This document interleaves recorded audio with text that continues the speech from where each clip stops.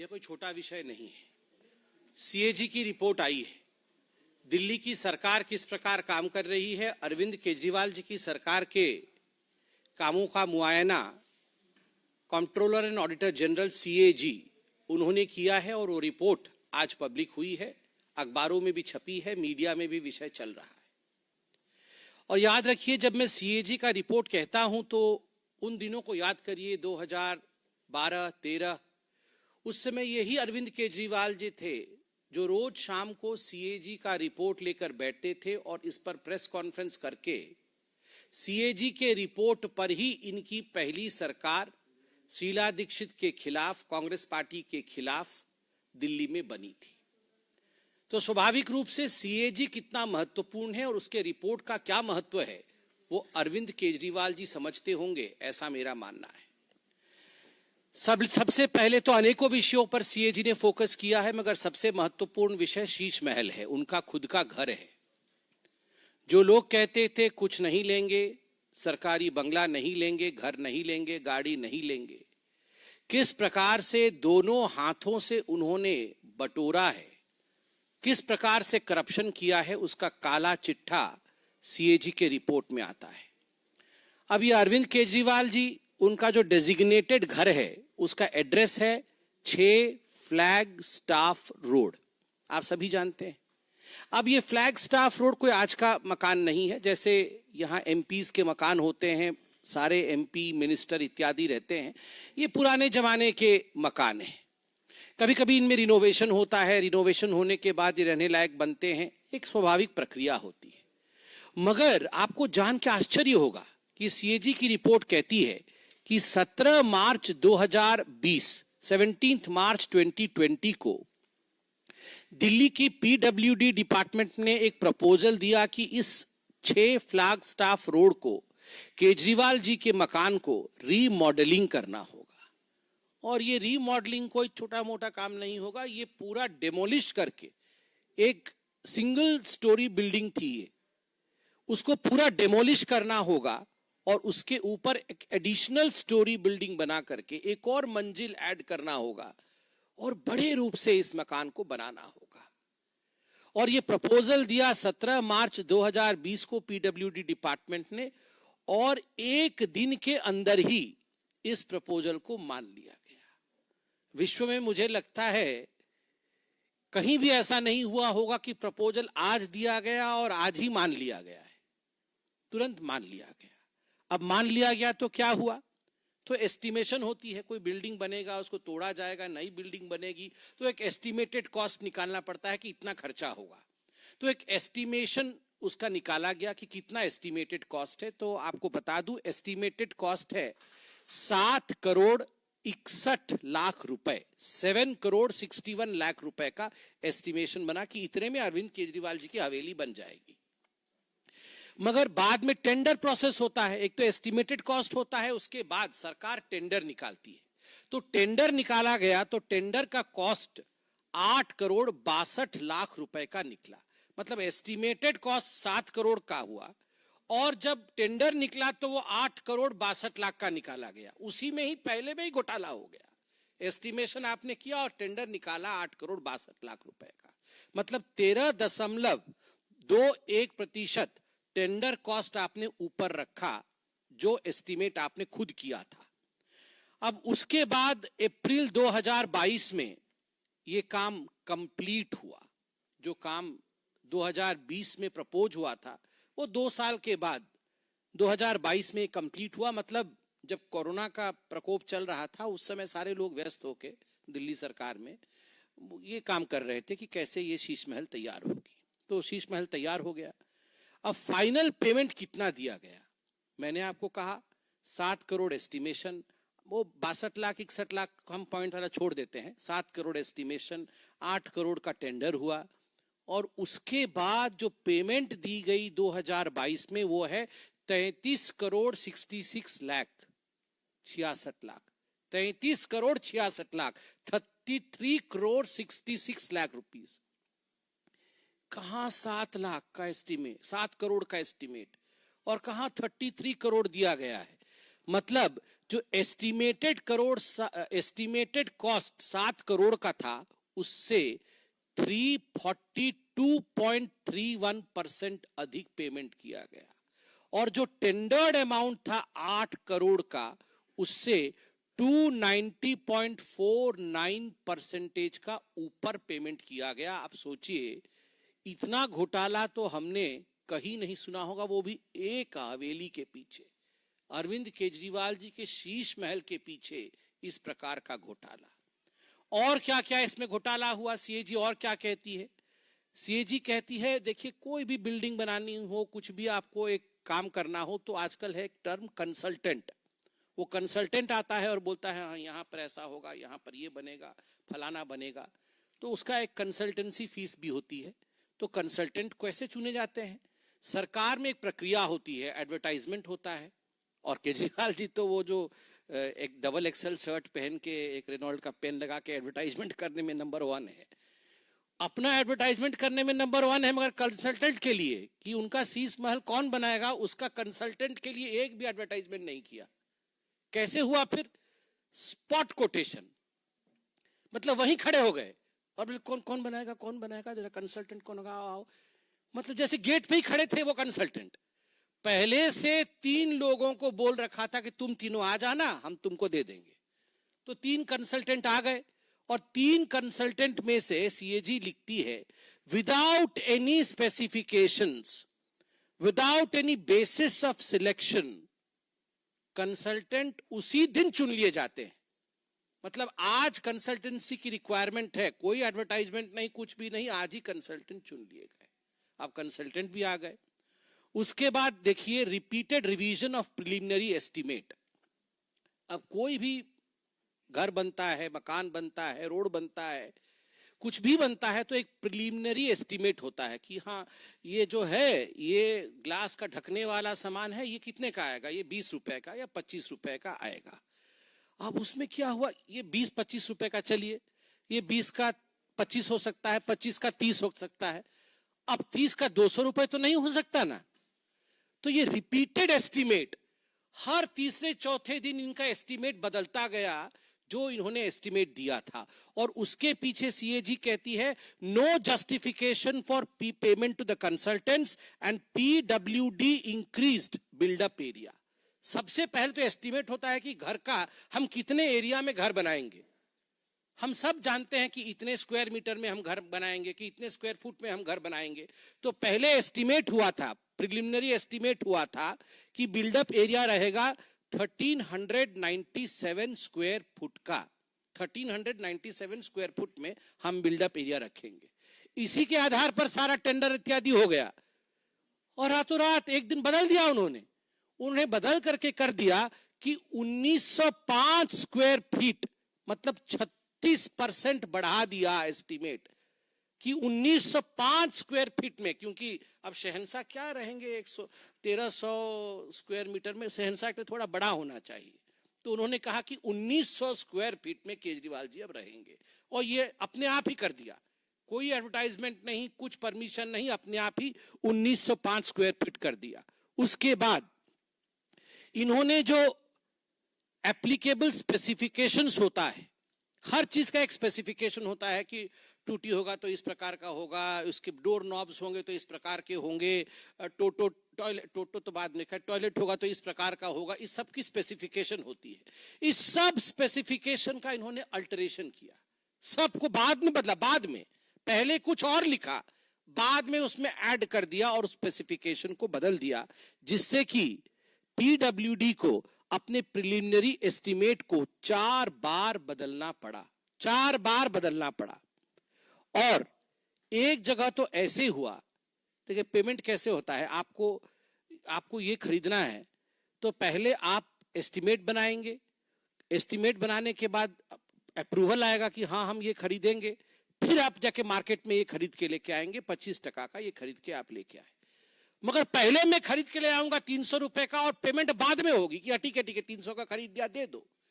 CAG यहां पर कहती है कि यहां पर एडमिनिस्ट्रेटिव अप्रूवल और एक्सपेंडिचर सैंक्शन कि आप खर्चा करिए, एडमिनिस्ट्रेटिव अप्रूवल है, ये 9.34 करोड़ रुपए का काम होने के 2 महीने बाद मिला। काम हो गया। जो चीज बाजार से खरीदना था, बल्कि नहीं खरीदना था, वो हायर क्वालिटी चीज खरीद के लगा दी गई केजरीवाल जी के टेस्ट के मुताबिक, और उसके 2 महीने के बाद एडमिनिस्ट्रेटिव अप्रूवल आया। हाँ, ठीक ठीक खरीदा है आपने और एक्सपेंडिचर आप कर सकते थे। अरे पहले एक्सपेंडिचर अप्रूवल होता है, पहले एडमिनिस्ट्रेटिव अप्रूवल होती है, उसके बाद वो खरीदी जाती है। मगर मनमानी तरीके से भ्रष्टाचार के रूप में यहां काम अरविंद केजरीवाल जी ने किया। अब सीएजी टेंडरिंग प्रोसेस के ऊपर क्वेश्चन उठाती है। Arbitrary short listing of the bidder, arbitrary, अपने मन मुताबिक बिडर का इन्होंने शॉर्ट लिस्टिंग किया। Not restoring to open tender, open tender process को दरकिनार किया, जिसके कारण गवर्नमेंट कॉम्पिटिटिव रेट से वंचित रही। अब कंपटीशन होगा तो मैं बोलूंगा मैं 10 करोड़ में बनाऊंगा, तो ये आके बोलेंगे नहीं नहीं नहीं मैं 7 करोड़ में बना दूंगा, तो आप आके बोलेंगे मैं 5 करोड़ में बना दूंगा। तो सरकार 5 करोड़ रुपए में जो बना देगा उसी काम को तो उसको देगी। मगर यहां पर कॉम्पिटिटिव बिडिंग हुआ ही नहीं। इन्होंने कॉम्पिटिटिव बिडिंग किए बगैर, ओपन टेंडर किए बगैर इन्होंने किसी को टेंडर दे दिया, जिसके कारण 25 करोड़ 80 लाख रुपए एक्स्ट्रा पेमेंट करने पड़े। 25 करोड़ 80 लाख रुपए, ये सीएजी कह रही है। आप सोच के देखिए, out of total agreement items the quantities amounting to 4.3 crore were executed in excess. बहुत सारे आइटम इन एक्सेस एग्जीक्यूट हुए। कहा गया था कि आपको ये खरीदना है, मगर आपने उससे अधिक रेट में खरीदा। जैसे ये आइटम्स में एनेक्सर में है, कौन कौन से आइटम है, कुछ उदाहरण देता हूं। फर्स्ट एग्रीमेंट किसके लिए हुआ था? एग्रीमेंट हुआ था फर्स्ट क्लास टीक और बर्मा टीक, ये लकड़ी लगेंगे। सोचिए, ये आम आदमी पार्टी वाले, फर्स्ट क्लास टीक और बर्मा टीक, और उसका सब्स्टिट्यूट हो गया सुपीरियर क्वालिटी बर्मा टीक, मतलब फर्स्ट क्लास के ऊपर और एक सुपीरियर क्वालिटी है। तो एक्स्ट्रा खर्चा कितना हुआ? 5,12,729 रुपीज एक्स्ट्रा खर्चा हो गया। अब डोर हैंडल, एग्रीमेंट किसका हुआ था? ब्रास लेवल हैंडल, ब्रास का लीवर हैंडल लगेगा। अब उसके बदले में इन्होंने ब्रास के बदले में स्टेनलेस स्टील हैंडल किया, जिसके कारण 5,40,000 करोड़ रुपए, 40,000 का एक्स्ट्रा खर्चा हुआ। और ठीक उसी प्रकार विट्रिफाइड फ्लोर टाइल, उसके बदले में इटालियन मार्बल स्टोन, इटली से आया इटालियन मार्बल, हाँ लाइन से, ठीक ठीक, इटालियन मार्बल स्टोन आया, तो इस पे अधिक खर्च हो गया 9,14,000 रुपए का। आप सोचिए। और उसके बाद thermostat shower mixture with 3 way diverter, अच्छा वो गरम गरम पानी से नहाएंगे, उसका जो है वो था पहले thermostat shower mixer with 3 way diverter, 3 तरह से पानी निकलेगा। बाद में ये सब्स्टिट्यूट हो गया thermostat shower mixer with high flow thermostat trim, बहुत हाई पावर से आएगा, जिसके कारण लगभग 5 लाख रुपए एक्स्ट्रा खर्च हो गए। फिर ये था TOW रिसेस्ड LED लाइट्स, जिसके बदले में अब 12W, अच्छा ये 10 वाट का रिसेस लाइट था, अब ये 12 वाट की LED लाइट आ गई, जिसके कारण 45 लाख रुपए एक्स्ट्रा खर्च हो गए। 45 लाख रुपए। अब मैं तो ये आइटम्स बहुत सारे हैं, पढ़ पढ़ के थक जाऊंगा, और बहुत बार पढ़ भी चुका हूं पहले, मुझे पता नहीं था ये कंपैरिजंस, इस बार कंपैरिटिव्स आए हैं। जो items for superior specification, extra item, जिनके विषय में कोई एग्रीमेंट नहीं हुई थी, पहले तो एग्रीमेंट हुआ था, एक्स्ट्रा लिया, अब एग्रीमेंट भी नहीं हुई थी, उसके बाद भी ले लिया, वो है pre fabricated lift and sliding doors, जिसके कारण 61 लाख रुपीस का खर्चा हुआ। Modular kitchen, ground floor, first floor, second floor, तीनों फ्लोर में एक एक किचन था, पता नहीं एक में चाय, एक में रोटी, एक में सब्जी बनती होगी, और कुल मिलाकर के इसमें 68 लाख रुपीस 75,877 रुपीस का एक्स्ट्रा खर्चा हुआ। Vanity, master bedroom plus family lounge, powder room, middle room, guest room plus study room plus bedroom, इस पे लगभग 1 करोड़ से अधिक का एक्स्ट्रा खर्चा हो गया। अब ये बहुत सारी ऐसी चीजें हैं, मैं वो पर्दा कितने का है वो सब बता चुका हूं, बताना नहीं चाहता हूं। ये एक्स्ट्रा खर्चा हुआ है, मगर आज तो मुझे बड़ा आश्चर्य हुआ है। मुझे तो, आपको भी हो रहा होगा, मैं थोड़ा बता दूं, where the money was spend, the cost including installation charges of some of the most expensive items at the residence. सबसे एक्सपेंसिव आइटम तो टीवी कंसोल है। तो हमेशा एडवर्टाइजमेंट में रहना है तो टीवी पे ही होगा। टीवी कंसोल पे 20,34,200 रुपीज कंसोल पे, टीवी पे नहीं, केवल कंसोल लगाने पे 20 लाख रुपए। मिनी बार, घर में एक मिनी बार था, मुझे तो समझ में नहीं आ रहा है मिनी बार कैसे हो सकता है। मिनी बार 4,80,000 रुपए से अधिक खर्चा हुआ है मिनी बार पे। अब स्वाभाविक है, एक्साइज घोटाला किया तो मिनी बार तो होगा ही। ये व्यक्तिगत विषय है, घर में कौन बार रखता है नहीं रखता है इस पे मुझे कमेंट नहीं करना है, मगर मिनी बार सरकारी खर्चे पर यह चिंता का विषय है। 5 लाख रुपए अतिरिक्त खर्च करके घर पे mini bar, L shape sofa 6,40,000, treadmill and gym equipment 18,52,000 रुपए, kitchen equipment 40 lakh, kitchen equipment, kitchen का अलग था, किचन इक्विपमेंट 40,08,000 रुपए, सिल्क कारपेट, बाप रे बाप की तो क्वीन विक्टोरिया उस पर चलती थी, सिल्क कारपेट 16,27,690। ये सिल्क कारपेट क्या होता है? कारपेट तो हम देखे, सिल्क कारपेट मतलब मैं समझ नहीं पा, हाँ सिल्क कारपेट, मतलब आप सोचिए डबल एक्सेल का शर्ट कहां से लाते हैं पता नहीं, खुद ही सिल लेते हैं। और वो जो पेन जो लगाते हैं, चप्पल, ये सब करके वो सिल्क कारपेट पे चल के मिनी बार रखे हुए हैं। मतलब ऐसा हमने व्यक्ति पूरे ब्रह्मांड में नहीं देखा होगा, कहीं भी नहीं, ना भूतो न भविष्यति। आप सोच के देखिए जरा, ऑस्कर भी छोटा पड़ जाएगा। Kitchen equipment, silk carpet, round dining table ऐसा वैसा नहीं, राउंड डाइनिंग टेबल 4,80,000 रुपए, अपहोल्स्टर्ड बेड, ये क्या होता है, 4 लाख रुपए का है, जो भी है वो अपहोल्स्टर्ड बेड, मतलब बहुत उसमें लगा होगा सुंदर सुंदर चीज। फॉक्स लेदर क्लैडिंग, ये पता नहीं कोई लेदर क्लैडिंग है, वो 6 लाख रुपए का है। मतलब आप बताइए क्या हो रहा है। ये सीएजी रिपोर्ट तो इतनी मोटी है, मैं पूरा पढ़ भी नहीं पाया हूं, मगर जो थोड़ा बहुत पढ़ा हूं मैं, उसी से मैं हैरान परेशान हूं। और इसके साथ साथ अरविंद केजरीवाल जी ने कहा कि देखिए मैं जो हूं बहुत काम करता हूं, इसलिए मुझे कैंप ऑफिस चाहिए, मेरे घर के अंदर एक कैंप ऑफिस होना चाहिए और स्टाफ ब्लॉक होना चाहिए। तो कैंप ऑफिस और स्टैंप ब्लॉक के लिए करोड़ों रुपए सैंक्शन हुए। और आपको जान के आश्चर्य होगा कि बाद में करोड़ों रुपए सैंक्शन भी हो गए, स्टाफ ब्लॉक कंस्ट्रक्शन नहीं हुआ, इसका कोई मेंशन नहीं है, और कैंप ऑफिस बीच में ही रोक दिया गया। अक्टूबर 2023 को जब ये रिपोर्ट छपी, उस समय कैंप ऑफिस बना ही नहीं था, कंप्लीट नहीं हुआ था, मगर अरविंद केजरीवाल जी के ऑफिस ने लिख के दिया कि ये कंप्लीटेड है। रिपोर्ट में 100% कंप्लीट लिखा गया है, मगर बना नहीं था, पेंडिंग था। और इसमें जो पेमेंट किया गया है कॉन्ट्रैक्टर को, वो कंप्लीट नहीं होने के बावजूद, एग्रीमेंट हुई थी 19.87 करोड़ का कैंप ऑफिस के लिए, बिना कंप्लीट किए 19.22 करोड़ रुपए कॉन्ट्रैक्टर को दे दिया गया है। कंप्लीट नहीं हुआ कैंप ऑफिस, कॉन्ट्रैक्टर को लगभग पूरा पेमेंट दे दिया गया। और service and electrical works were over estimated, camp office में over estimated by 1.41 crore at camp office और 86 लाख रुपए एट स्टाफ क्वार्टर, ये ओवर एस्टिमेट किया गया। और डाइवर्शन ऑफ फंड किया गया। क्या डाइवर्शन ऑफ फंड किया गया?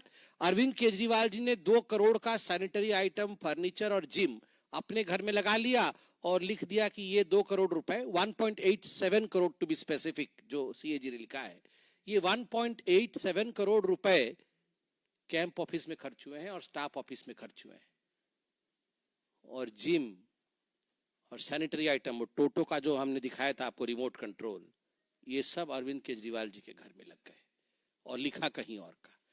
अरविंद केजरीवाल जी ने कहा मुझे 8 सर्वेंट क्वार्टर चाहिए, क्योंकि मैं बहुत काम करता हूं, तो कोई पैर दबाने वाला, कोई हाथ दबाने वाला, बाकी गला तो वो दबा देते हम लोग का, बाकी उनका पैर हाथ दबाने वाला कोई चाहिए।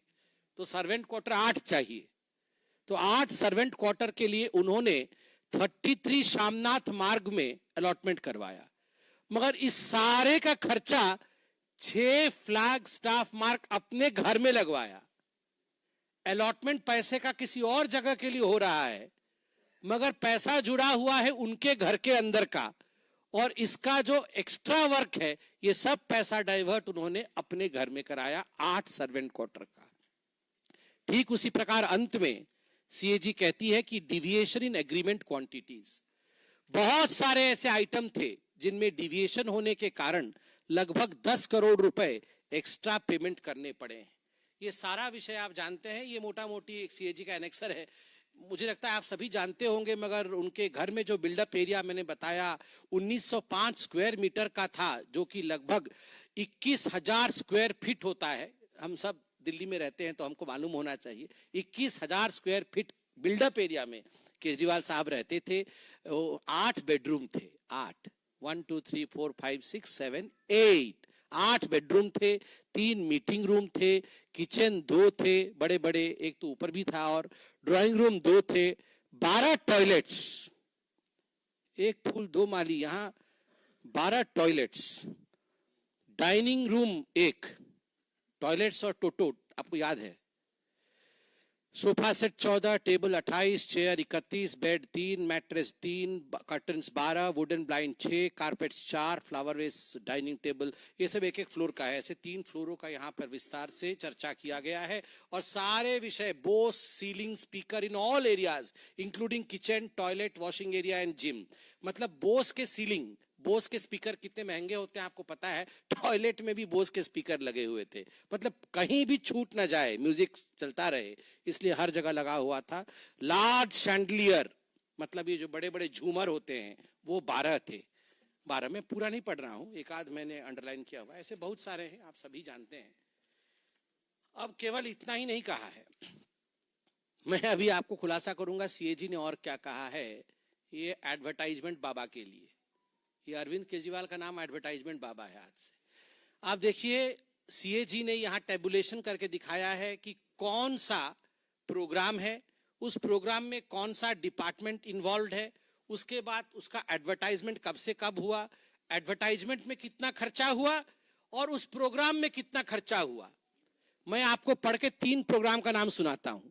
एक प्रोग्राम था इनका business blaster, entrepreneurship mindset curriculum program. ये एजुकेशन डिपार्टमेंट का था, बच्चों का बिजनेस ब्लास्टर, इनके मन को कैसे परिवर्तित कर दे ताकि इनका मन एकदम एंटरप्रेन्योरियल हो जाए, ये बिजनेस करने लगे और बहुत डेवलप कर जाएंगे।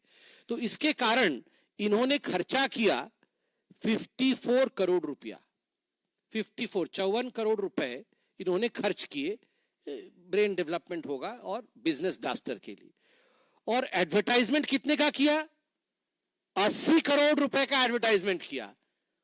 54 करोड़ रुपया प्रोग्राम में खर्चा और एडवर्टाइजमेंट 80 करोड़ का। तो सीओजी ने कहा है expenditure on advertisement campaign was 1.5 times the expenditure on education department that it incurred on distribution of the seed money. No information on the final outcome of the program, that is business ideas selected for developing business models.